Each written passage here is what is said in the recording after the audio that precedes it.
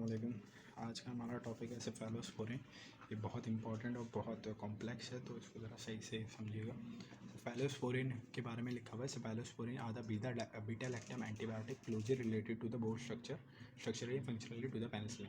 ठीक है, ये बीटा लैक्टम एंटीबायोटिक की तरीके से ही एक्ट करता है। ये पेनिसिलिन के लिए, पेनिसिलिन के जैसे इसका स्ट्रक्चर होता है, उसका फंक्शन भी पेनिसिलिन जैसा होता है। ठीक है, तो हम आगे जाके पढ़ेंगे। तो फिर हमने इसको अलग क्लासीफाई क्यों करा है।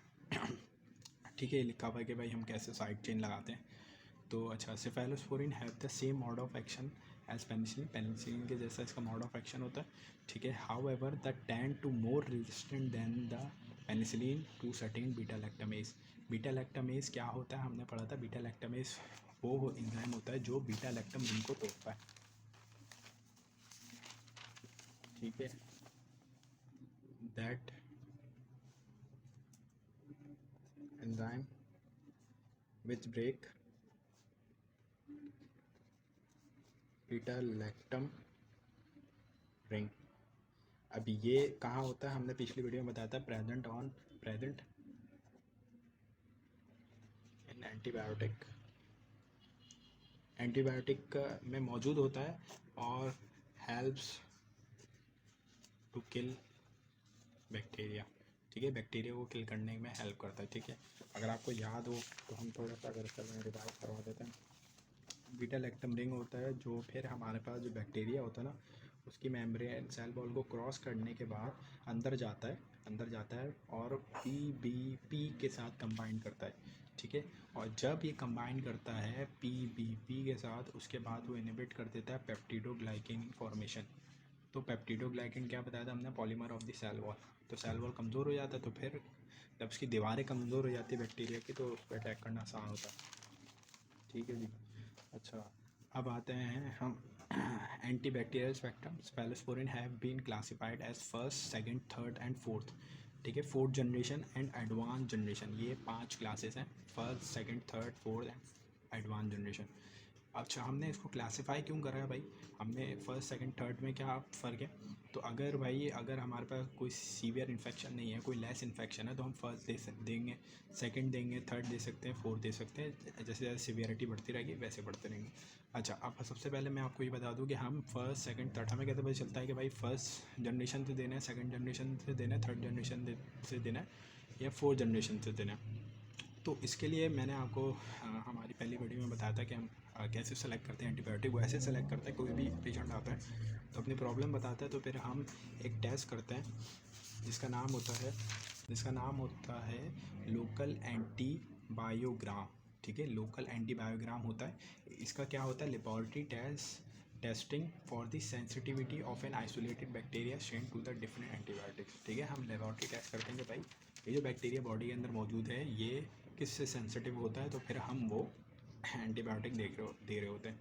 अच्छा भाई, फर्स्ट जनरेशन पे आते हैं। तो फर्स्ट जनरेशन से cephalosporin act as a penicillin G की तरीके से एक्ट करता है। ठीक है, हमें पता है पेनिसिलिन जी हम आईवी देते हैं, ओरली नहीं दे सकते क्योंकि रेजिस्टेंट, ओरली डैमेज हो जाता है, वो स्टेबल नहीं है एसिडिक इन्वायरमेंट में। ठीक है, उसके बाद क्या है, isolated S pneumonia resistant to penicillin are also resistant to first generation.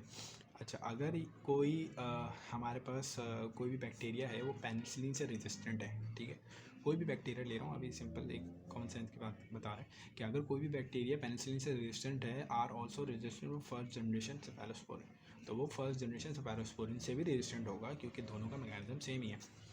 ठीक है भाई, agent in this generation also modest activity against the Proteus, mirabilis and E coli. अच्छा, ये सब बैक्टीरिया हैं, ये बताया गया है एजेंट जो हैं इस जनरेशन के फर्स्ट जनरेशन के जितने भी एंटीबायोटिक हैं वो इन सब बैक्टीरिया को अफेक्ट करते हैं। ठीक है, मैं अभी आपको पिक्चर दिखाऊंगा कि इन बैक्टीरिया क्या काम होता है, तो आप उसकी स्क्रीनशॉट ले लीजिएगा। Most oral cavity anaerobes like Streptococcus are sensitive, but the Bacteroides fragilis group is resistant. ठीक है, यहाँ पे 2 बैक्टीरिया का नाम बताया गया है कि भाई एनारोब जो होते हैं जिसमें आता है स्ट्रेप्टोकोकस, ये सेंसिटिव होता है फर्स्ट जनरेशन से, मतलब इसको आराम से डैमेज कर सकता है, फर्स्ट जनरेशन एंटीबायोटिक आराम से मार सकता है। लेकिन ये वाला जो बैक्टीरिया होता है ये इससे रेजिस्टेंट होता है।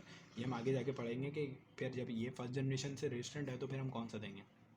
ठीक है, इसके साथ साथ ज़रा हम ये देख लेते हैं, इसका आप लोग स्क्रीनशॉट ले लें। ठीक है, इसको आहिस्ते आराम से पढ़ लिएगा।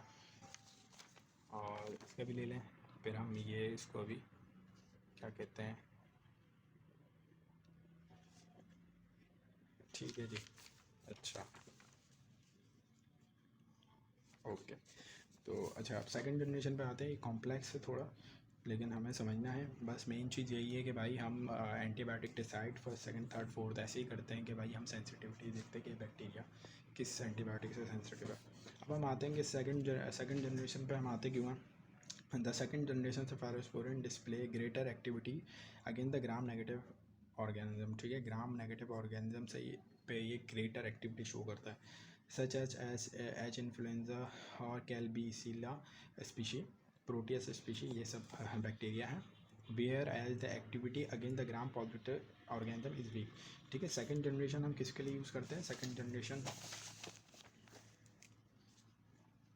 Generation is for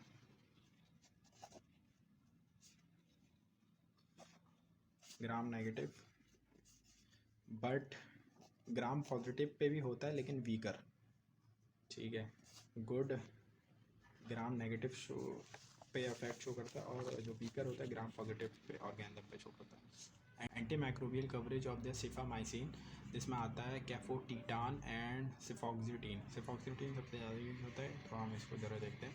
are also include anaerobes for दी।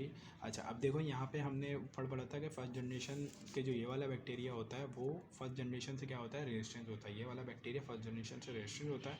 तो हमारे पास सेकंड जनरेशन में एक ड्रग है सिफॉक्सिटीन, तो ये इधर बताया गया है कि भाई ये सेंसिटिव होता है।